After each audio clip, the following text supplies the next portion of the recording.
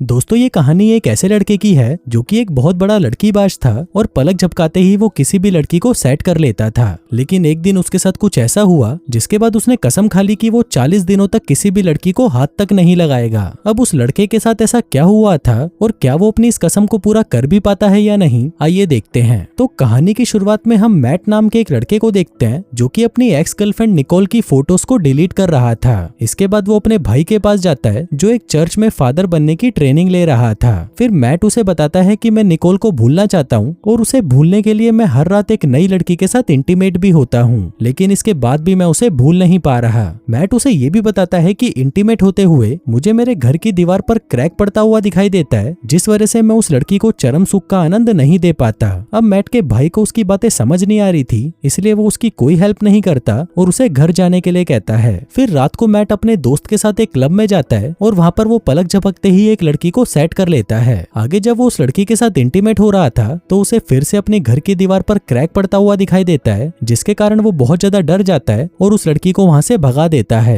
अगले दिन मैट अपने ऑफिस जाता है जहां पर वो एक वेब डिजाइनिंग का काम करता था। तभी वहां पर उसका एक दोस्त आता है जो उसे बताता है कि उसकी एक्स गर्लफ्रेंड निकोल की शादी अब किसी और से हो रही है। अब ये सुनते ही मैट वहां से भागकर निकोल के पास जाता है और उसकी सगाई होते हुए देखकर वो बहुत ज्यादा दुखी हो जाता है। पर तभी वो बाहर एक लड़की से टकराता है और उसे भी कुछ ही सेकंडों में सेट कर लेता है। आगे वो वापस अपने भाई के पास कन्फेशन के लिए जाता है और उसके सामने ये कसम खाता है कि वो 40 दिनों तक ना तो किसी लड़की के साथ इंटीमेट होगा और ना ही अपनी हाथ गाड़ी चलाएगा। पर इस पर मैट का भाई उसे कहता है कि रहने दे, तू ये काम नहीं कर पाएगा। लेकिन मैट इस चीज को लेकर बहुत ज्यादा सीरियस था और वो अपने भाई से कहता है कि मैं ये काम कर कर ही रहूंगा। आगे घर आते ही मैट अपने कमरे से सारी गंदी वीडियोस और मैगजीन्स को हटा देता है जिनको देखकर वो अक्सर गंदे काम किया करता था। अब उसका पहला दिन तो बहुत अच्छे से निकल जाता है, पर फिर अगले दिन उसका एक दोस्त रायन उसके पास आता है और उसे कहता है कि मेरे साथ क्लब चलो, लेकिन मैट उसे मना कर देता है और कहता है कि मुझे लॉन्ड्री जाना है। फिर शाम को लॉन्ड्री में मैट की मुलाकात एरिका नाम की एक लड़की से होती है और एरिका उसे देखते ही उससे सेट हो जाती है। पर तभी मैट को अपनी कसम याद आ जाती है और वो एरिका के सामने गूंगा बनने का नाटक करता है। पर जाने से पहले एरिका उसे कहती है कि अगले हफ्ते हम फिर से मिलेंगे। अब मैट जैसे तैसे करके अपना एक हफ्ता निकाल देता है, लेकिन फिर एक दिन मैट के दोस्त रायन को उसकी मैगजीन्स कचरे में गिरी हुई मिलती है और वो मैट से पूछता है कि ये क्या है, तुमने इतने अनमोल खजाने को कचरे में क्यों फेंक रखा है। अब मैट उसे बताता है कि मैंने ये कसम खा रखी है कि मैं 40 दिनों तक किसी भी लड़की को हाथ नहीं लगाऊंगा। अब ये बात अगले दिन मैट के ऑफिस में जंगल में लगी किसी आग की तरह फैल जाती है। यहाँ तक कि ऑफिस के लोग मैट पर सट्टा भी लगाते हैं कि अगर मैट 40 दिनों से पहले किसी लड़की के साथ इंटीमेट हो गया तो जीतने वाले को पैसे मिलेंगे। इसी दौरान मैट का एक दोस्त इस सट्टे को इंटरनेट पर डाल देता है और मैट की ये बात हर जगह पर फैल जाती है।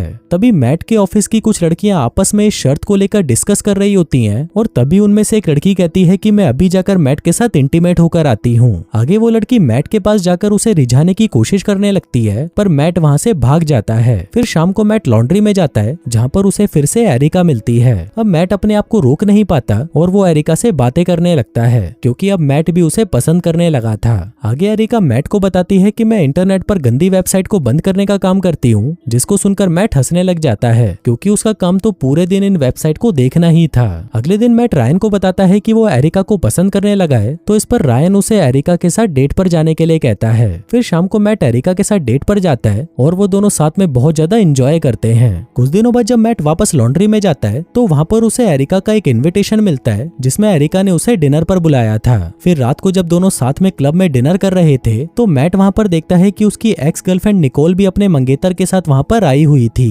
अब मैट निकोल को देखकर थोड़ा अनकंफर्टेबल हो जाता है और वहाँ से भागने की कोशिश करने लगता है, पर तभी उसके हाथ में आग लग जाती है और फिर निकोल के साथ साथ क्लब में बैठे सभी लोग उसे देखने लगते हैं। आगे मैट एनिका को सारा सच बता देता है, पर उसकी बातें सुनकर एनिका उससे गुस्सा हो जाती है और उसे कहती है कि तुमने मुझे ये पहले क्यों नहीं बताया, जिसके बाद वो गुस्से में वहाँ से चली जाती है। इसके बाद फिर से दो लड़कियां आकर मैट को रिझाने की कोशिश करने लगती हैं, पर मैट वहाँ से भाग जाता है। आगे मैट अपने भाई के पास जाता है और उसे कहता है कि भाई मुझे हर जगह बस ठरक ही दिख रही है। इस पर उसका भाई उसे कहता है कि तुम्हें हमारे पेरेंट्स से बात करनी चाहिए, शायद उनके पास इसका कोई सोल्यूशन मिल जाए। आगे वो दोनों भाई अपने पेरेंट्स के पास जाते हैं जहाँ पर उनका बाप उनसे बस यही बातें कर रहा था कि लड़कियों के साथ इंटीमेट कैसे हो, लेकिन मैट उनकी ये बातें नहीं सुनता और अपने कमरे में चला जाता है। फिर अगले दिन ऑफिस में मैट का एक कोलीग उसके ड्रिंक में वाइग्रा मिला देता है ताकि इसको पीकर मैट अपनी कसम को तोड़ दे, लेकिन गलती से वो ड्रिंक मैट की जगह उसका बॉस पी जाता है। आगे मैट का कॉलीग उसे कहता है कि मैंने तुम पर एक बहुत बड़ा सट्टा लगाया है, अगर तुम आज किसी लड़की के साथ इंटीमेट हो जाते हो तो मैं पूरे $80,000 जीत जाऊंगा और वो पैसे हम आपस में बांट लेंगे।